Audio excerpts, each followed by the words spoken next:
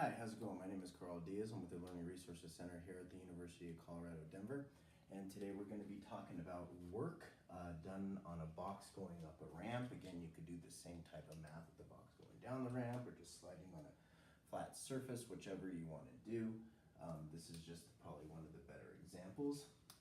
So we're assuming that there is a question. You don't need a question to do the work we're about to do. You could just find the work done on all the forces of the box. But we're assuming that there's a question asking us what's the work done by each force on the box, and then what is the net work done, the total work done on the box. So in order to do that, you got to start with the free body diagram, just like with everything else, right? They're asking about the work done by each force, so you need to know which forces are present, and you do that with the free body diagram. Just to give some students like givens. We don't need givens here. We can write this in. As you see, I didn't use any numbers here. You don't need givens to do this work. You can just do it with variables, but we could assume that we know these things. Kind of helps us later on when we're trying to do something, and when I give you an example of something else. So just starting with the forces. Again, this is not for drawing free body diagrams or anything like that, so I'm not going to go through that, but there's our forces on the free body diagram: the push up, friction, and mg sine theta down the ramp, mg cosine theta, and normal force balancing themselves in the y direction. Again, there's videos to show you how to draw this, so I'm not going through that. And then we do our sum of forces in x or y, which is just copying what's going on up the ramp. This thing's telling us it's speeding up the ramp. Acceleration, displacement, or velocity are in the same direction. That's how we know. All right, so we start with the sum of forces in the x direction, and then we just copy from our free body diagram. So Fp is positive based off of our coordinate system, right? Friction is negative and in the negative direction, so it's a negative sign, and mg sine theta is in the negative direction, so it gets a negative sign. That's equal to ma, because those are all the forces in the x, and so we can finish it with the law that we started with. Sum of forces in the y are a little bit more simple. Again, things are balanced. The box is balanced on the ramp, so normal force is up, mg cosine theta is down, or in the negative direction. If positive y is up, negative y is down. So we say normal force and then negative mg cosine theta because of its direction, and they're balanced, so they're equal to 0. And then we go ahead and we kind of play with our equations, because we could see we were just given mu, so friction needs to turn into mu times the normal force. And then we see that we need the normal force, so we solve the y equation for the normal force, which is mg cosine theta, and we put that in there. So now we have a full equation here of Fp, the force of the push, the friction, mg sine theta. Now remember, ma is not a force. Okay, that's important to know and understand, that ma is not a force. So we're not looking at that. So when we say, okay, now what do I need to do in terms of the work done? You want to go through and you want to circle the forces that are on here, right? This is probably the best one to look at, just as long as you know that this is still friction here, right? We know this is still friction here, but we have one force, we have a second force, third force, right? And then we want to go down to our y, and we can circle all. So these 1, 2, 3, 4, 5. We have 5 forces essentially, and we know that because our free body diagram is telling us that.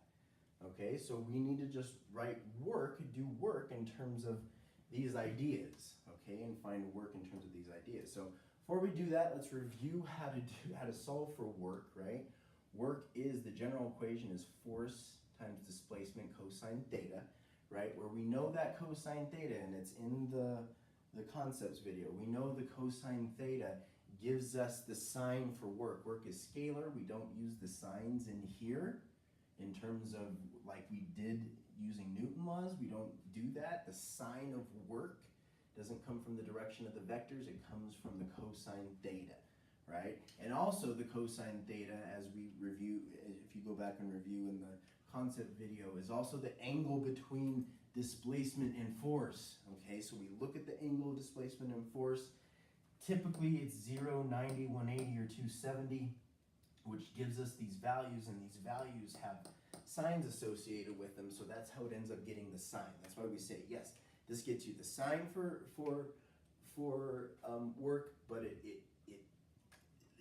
is, if we want to talk about what it truly is, it's the angle between force and displacement, okay?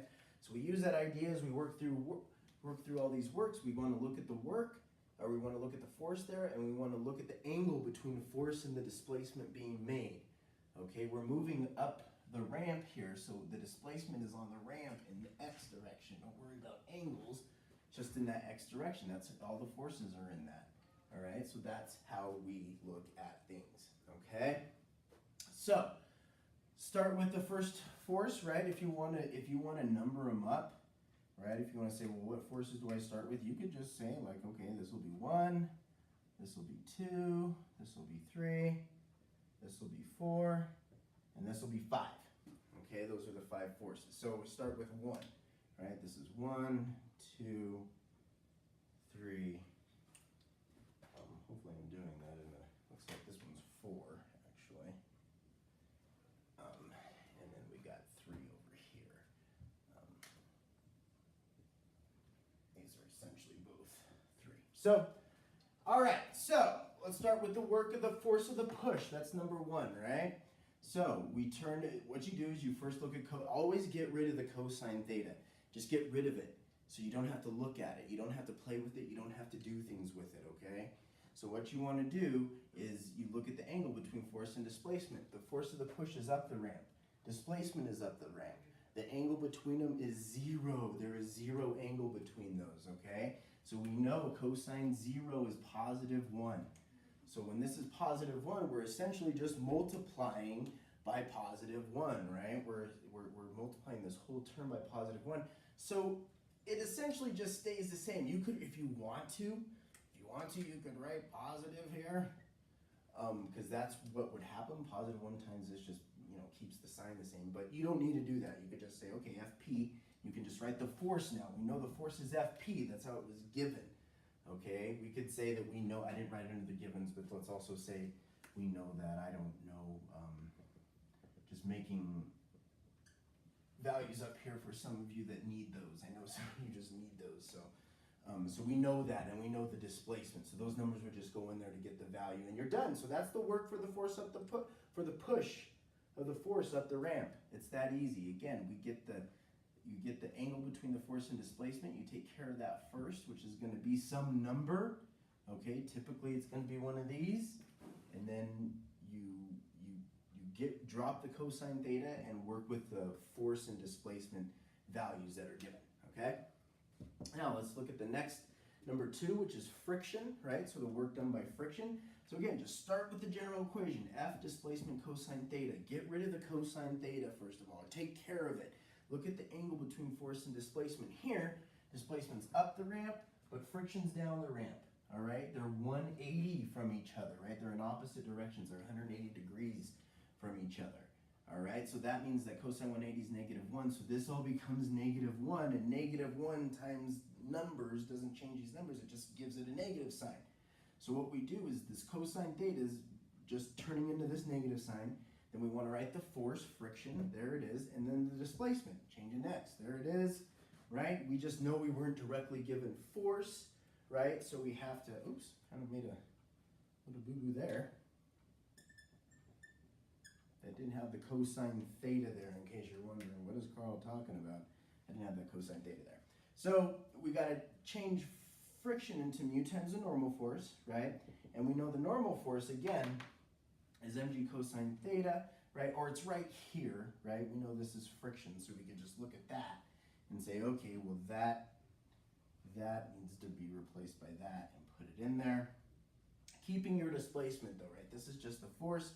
You want to, don't drop your displacement, so keep it multiplied to displacement, so that negative sign's still there. So this is the work done by friction. If you don't know friction in newtons, if you just were given mu, if you know friction, if they tell you it's 20 newtons or something, then you use this equation. Okay, and you're done here. This is just the extra step we have to take because we were given mu. All right? Now, the work done by the normal force, all right? Again, nothing new here. Start with cosine theta. Cosine theta here, right, is the angle between force and displacement. The force is the normal force, so normal force is up, right? And displacement is this way. That's a 90 degree angle between those, right? And cosine 90 is 0. It's 0. So this becomes 0, and 0 times all this is 0. We don't need to write these steps, just write 0. Okay, 0 multiplied by all these things is 0. Okay, so cool, that's the work for the normal force. This one. Okay, so now let's, I see what I kind of left down here. This one's 5. If you want to match things up, but you can match these numbers up to the work if you need to. That's why I'm kind of being picky about that. Okay, so now I left it over here because this is where it can get a little tricky. Is now, right, we've done the work of the force of the push, we've done the work of friction, right, and we've done the work of the normal force, right? So we know that mg's there, right? It's a force, and you can say, okay, mg's a force, let's just look at that, which we do in a second. But we also know from our free body diagram that mg breaks into components. So we could look at just the direction of the components in terms of the displacement up or down the ramp and get the work for those things, okay? So again, mg cosine theta and mg sine theta are components of mg. So these are mg. We're doing them separate because we can see that they're separate components. You're going to see how helpful that is.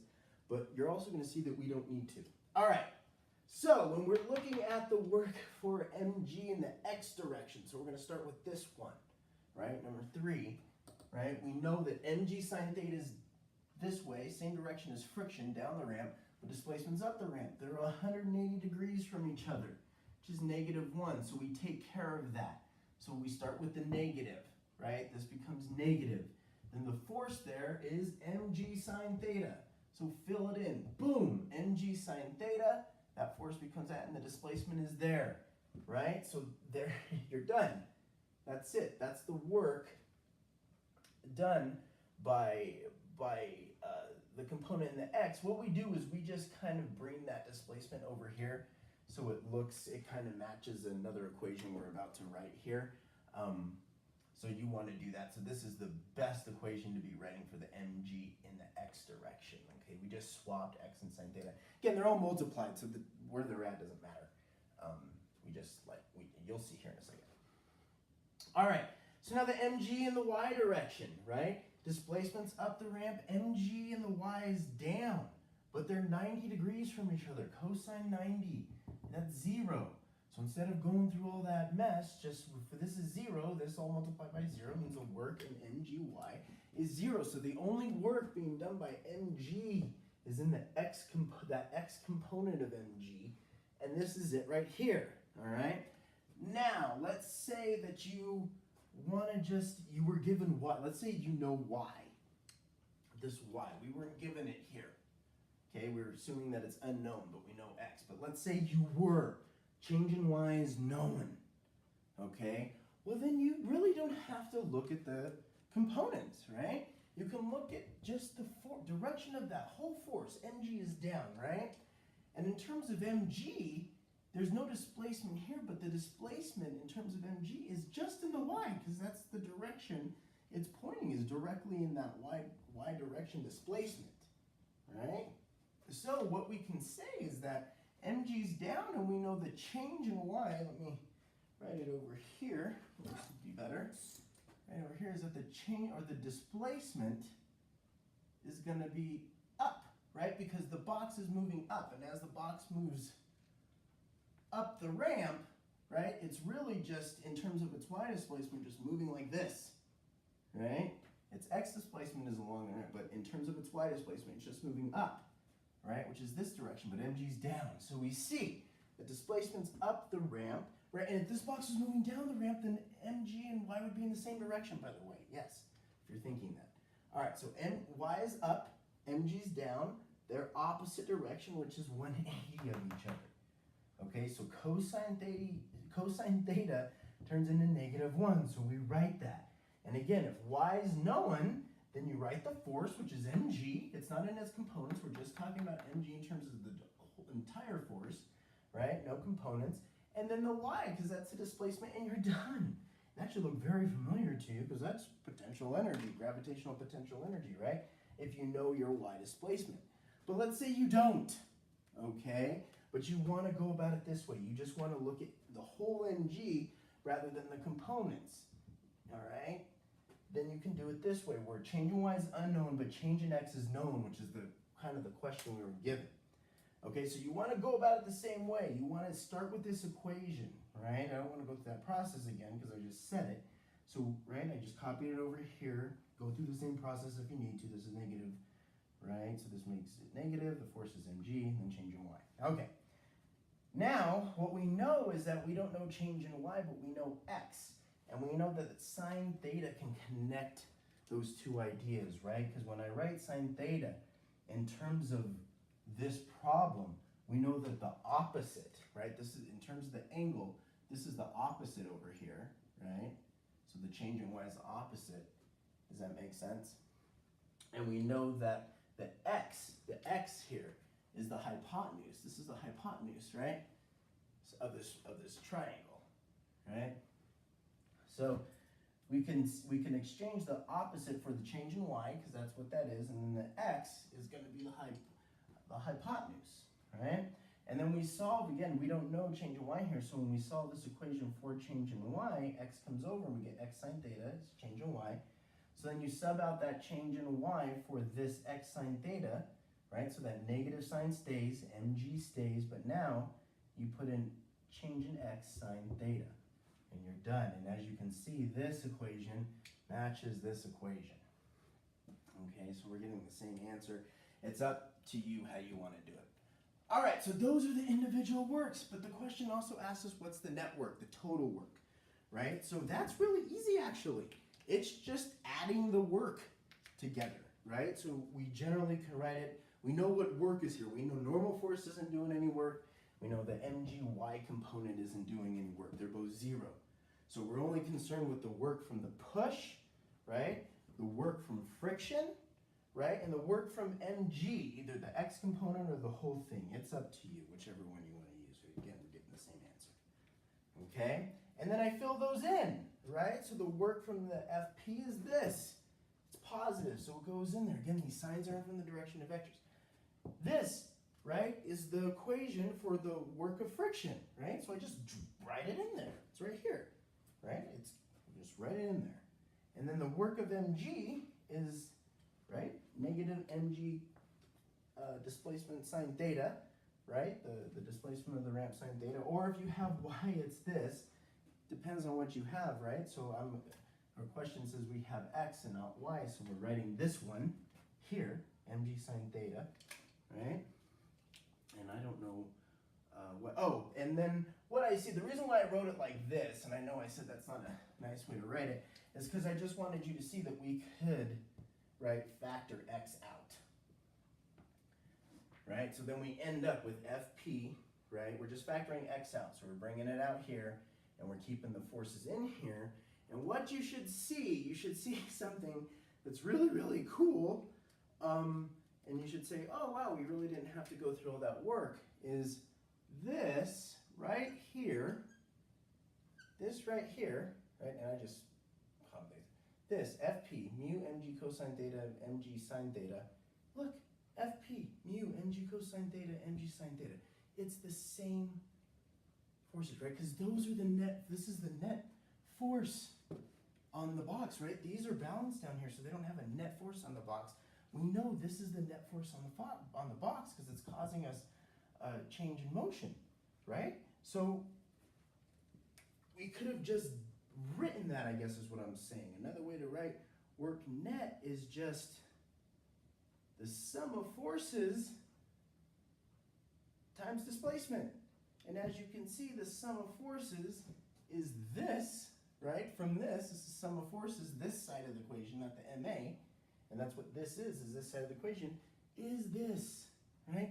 So there's two ways to even get to net work. It's up to you. You can go through it the way that we did and just be for sure, right? We used the work from each one here and factored out the displacement. Or you could just say, well, I know work net is the net force, the sum of forces, the net force. Remember, this is net. You could say sum of forces, but this is net force. Make sure you understand what net force is, right? Because we know this is the only net force there on this box. So you could just write that and then say times displacement. It's that easy. So I hope this was helpful. Use this. This is really important to be able to do, define work, because work, also what we could say is this net work right here, this is kind of interesting, is equal to the change in kinetic energy. So we know the change in kinetic energy as well. There'll be another video on that. Thank you so much for watching. I hope this was helpful. If you need anything, please talk to your tutor, go to SI, go to Open Lab, do anything you need, talk to your professor, whatever you need to get this stuff down, because this is super important. All right? Thank you so much for watching, and I'll see you on the next one.